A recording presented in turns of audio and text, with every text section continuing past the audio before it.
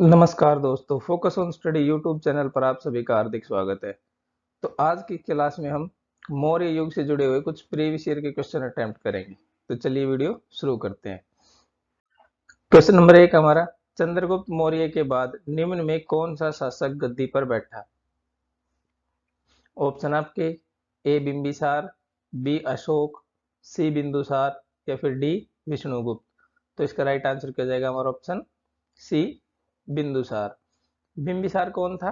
ये हर्यक वंश का संस्थापक था। ठीक है। अशोक बिंदुसार का पुत्र था। और विष्णुगुप्त कौन था? ये चाणक्य का ही उपनाम था। चाणक्य को विष्णुगुप्त के नाम से भी जानते थे। ठीक है। और दूसरा नाम क्या था चाणक्य का? कौटिल्य भी कहते थे।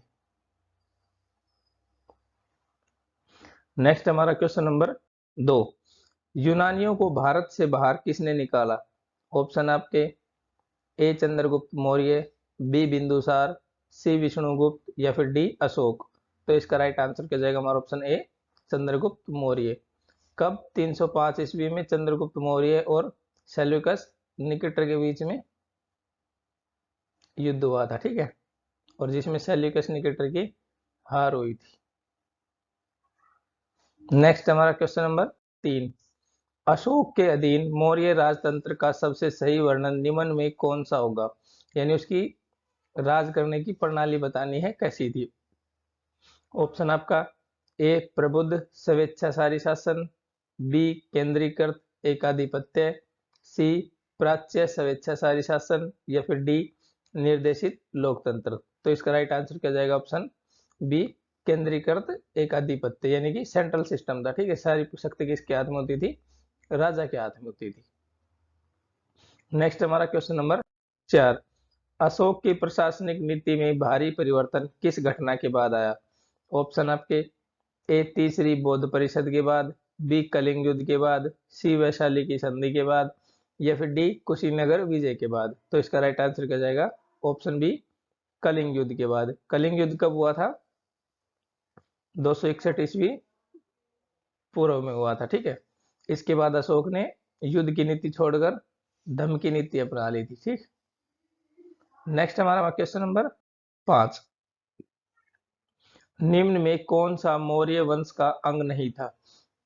ए है हमारा अजात शत्रु, बी बिंदुसार, सी चंद्रगुप्त मौर्य या फिर डी अशोक।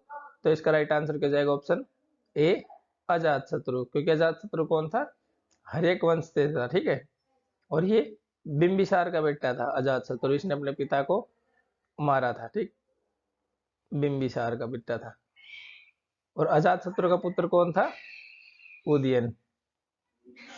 नेक्स्ट हमारा क्वेश्चन नंबर 6, निम्न में से प्राचीनतम राजवंश कौन सा है? ऑप्शन आपके ए मौर्य, बी गुप्त, सी कन्नव या फिर डी कुषाण वंश। तो इसमें सबसे प्राचीनतम राजवंश कौन सा है हमारा? ए मौर्य राजवंश है। ठीक है। मौर्य राजवंश का संस्थापक कौन था? चंद्रगुप्त मौर्य। गुप्त वंश का संस्थापक कौन था? श्रीगुप्त। कन्नव वंश का कौन था? वासुदेव। और कुषाण वंश का कौन था? कुजुलक डिफेसिस। नेक्स्ट हमारा क्वेश्चन नंबर 7, देवनाम प्रियदर्शी के नाम से जाना जाता है। ए हमारा अजात शत्रु, बी बिंदुसार, सी चंद्रगुप्त मौर्य या फिर डी अशोक। तो इसका राइट आंसर क्या जाएगा हमारा ऑप्शन जी अशोक को देवनाम प्रियदर्शी के नाम से जाना जाता था। ठीक है। नेक्स्ट हमारा क्वेश्चन नंबर 8, कलिंग युद्ध के बाद निम्न में से किसने अशोक के रूपांतरण को दर्ज किया है? कलिंग युद्ध का वर्णन किस उसमें है उसके में? ठीक है, अभिलेख में ये बताना हमने। ऑप्शन आपके रोक एडिक्ट 2, रोक एडिक्ट 4, रोक एडिक्ट 6 या फिर रोक एडिक्ट 13। तो किस में है इसका वर्णन? अशोक के 13वें अभिलेख में रोक एडिक्ट 13 था जाएगा। ठीक है। नेक्स्ट हमारा क्वेश्चन नंबर 9, निम्न में से किस विदेशी यात्री ने भारत का दौरा सबसे पहले किया? ऑप्शन आपके ए हवेन सांग, बी मेगास्थनीज, सी इत्सिंग या फिर डी फैयान। तो इसका राइट आंसर क्या जाएगा? Option B Megasthenes. इसने कौन सी पुस्तक लिखी थी? हमारे इंडिका। ठीक है। नेक्स्ट हमारा क्वेश्चन नंबर 10, चंद्रगुप्त मौर्य के दरबार में भेजा गया यूनानी राजदूत था।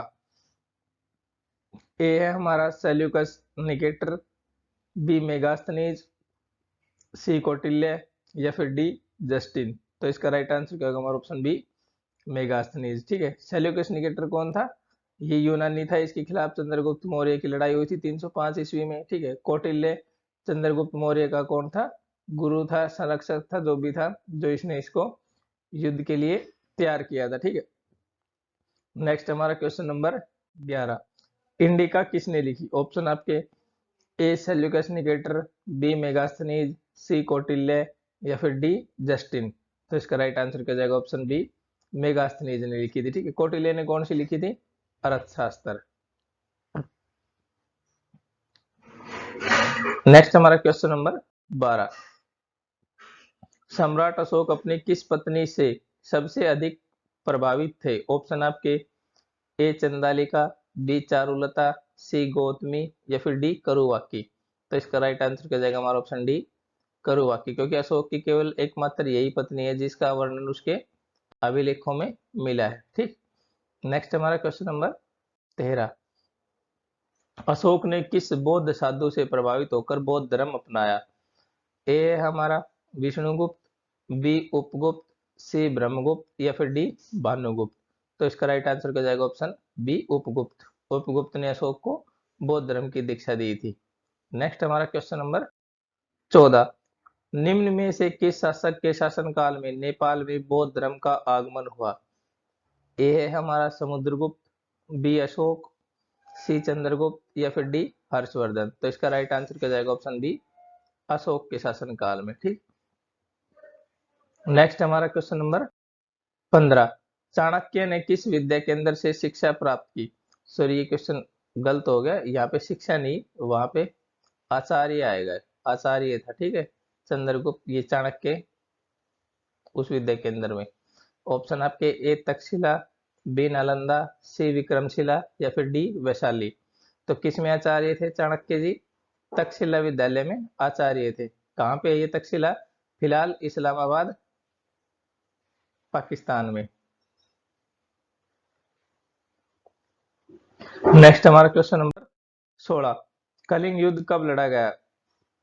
ए हमारा 261 ईस्वी पूर्व, बी 262 ईस्वी पूर्व, सी 264 ईस्वी पूर्व, या फिर डी 263 ईस्वी पूर्व। तो इसका राइट आंसर क्या जाएगा? ऑप्शन ए 261 ईस्वी पूर्व। नेक्स्ट हमारा क्वेश्चन नंबर 17, अशोक ने अपने अधिकांश अभिलेख में एक रूपता से किस भाषा का प्रयोग किया है? यानी अशोक के ज्यादातर अभिलेख किस भाषा में लिखे गए हैं? ए संस्कृत, बी अर्धमगधी, सी पाली, या फिर डी अंगिका। तो इसका राइट आंसर क्या जाएगा? ऑप्शन बी अर्धमगधी प्राकृत भाषा में लिखे गए हैं ज्यादातर अब अशोक के अभिलेख। ठीक। नेक्स्ट हमारा क्वेश्चन नंबर 18, अर्थशास्त्र की रचना किसने की? ऑप्शन आपके ए चाणक्य, बी विशाखदत्त, सी बिंबिसार, या फिर डी बाणभट्ट। तो इसका राइट आंसर क्या जाएगा? हमारा ऑप्शन ए चाणक्य ने। और ये किससे संबंधित है? राजनीति शास्त्र से संबंधित है। ठीक है। राजनीति से संबंधित है इसकी किताब। और बाणभट्ट ने कौन सी लिखी थी? हर्षचरितम। नेक्स्ट हमारा क्वेश्चन नंबर 19, निम्न में से किसने सर्वप्रथम अशोक के अभिलेखों को पढ़ने में सफलता हासिल की? ऑप्शन आपके A James Prinsep, B Charles Metcalfe, C John Tower, या फिर डी निकोलस कॉन्टी। तो इसका राइट आंसर क्या जाएगा? हमारा ऑप्शन ए जेम्स प्रिंसेप ने। कब? 1837 ईस्वी में। नेक्स्ट हमारा क्वेश्चन नंबर 20, राजतंत्र के बारे में निम्न में से किस ग्रंथ में विवेचन उपलब्ध है? यानी किस में राजतंत्र के बारे में बताया गया है? निम्न में से किस ग्रंथ में? ए धर्मशास्त्र, बी न्याय शास्त्र, सी अर्थशास्त्र, या फिर डी दर्शन शास्त्र। तो इसका राइट आंसर क्या होगा? ऑप्शन सी अर्थशास्त्र में बताया गया है। और ये किसने लिखी थी अर्थशास्त्र? चाणक्य ने। नेक्स्ट हमारा क्वेश्चन नंबर 21, बिंदुसार ने विद्रोहियों को कुचलने के लिए अशोक को कहां भेजा? ऑप्शन आपके ए स्वर्णगिरी, बी तोसली, सी उज्जैन, या फिर डी तक्षशिला। तो इसका राइट आंसर क्या होगा? ऑप्शन डी तक्षशिला भेजा था। क्वेश्चन नंबर 22 हमारा, मौर्य वंश के बाद किस वंश ने मगध पर शासन किया?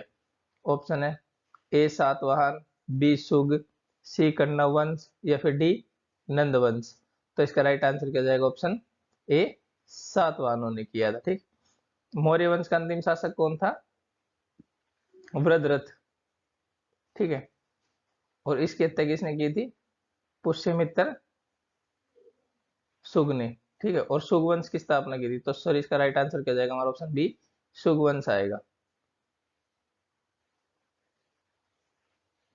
नेक्स्ट हमारा क्वेश्चन नंबर 23,